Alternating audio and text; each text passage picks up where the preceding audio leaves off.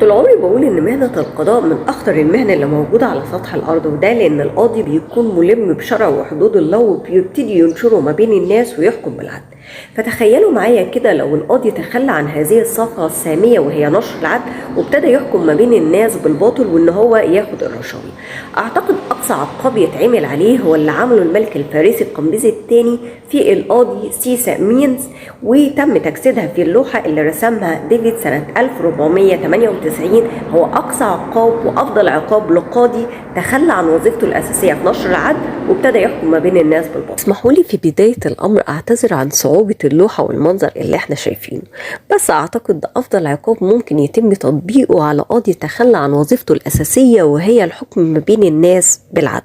اللوحة سلخ جلد القاضي هي لوحة للفنان الهولندي جيرارد ديفيد، رسمها سنة 1498، وهي بتعبر عن قصة حقيقية حدثت في عهد الملك الفارسي قمبيز الثاني. ففي عهد الملك أدين إحدى القضاة يدعى سيزا مينز بتلقي الرشوة والحكم بالباطل ما بين الناس.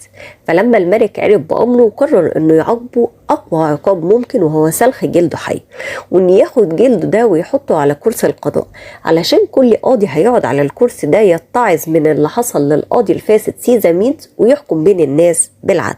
هنلاقي دلوقتي السهم بيشير إلى إحدى القضاة وهو نجل القاضي الفاسد سيزا مينز، وهو قاعد على كرسي القضاء بيحكم بين الناس، وخلفه جلد والده المسلوخ. دي كانت موجودة في غرفة أعضاء بلدية بروج البلجيكية، المكان اللي القضاة كانوا بيجتمعوا فيه عشان يحلوا القضايا للمتقاضين، وهي دلوقتي في إحدى المتاحف البلجيكية. في فترة القرن الخامس العشر الميلادي كان من المتعارف عليه إن في غرف العدل في دول أوروبا كانت بتوجد لوحة بتمثل هذه الواقعة، كان تكون عبرة لكل قاضي هيقعد على كرسي القضاء في انه يحكم ما بين الناس بالعدل. اعتقد ده افضل عقاب ممكن يتم تطبيقه على قاضي تخلى عن وظيفته الاساسية وهي نشر العدل ما بين الناس، وهي سلخ جلده حي.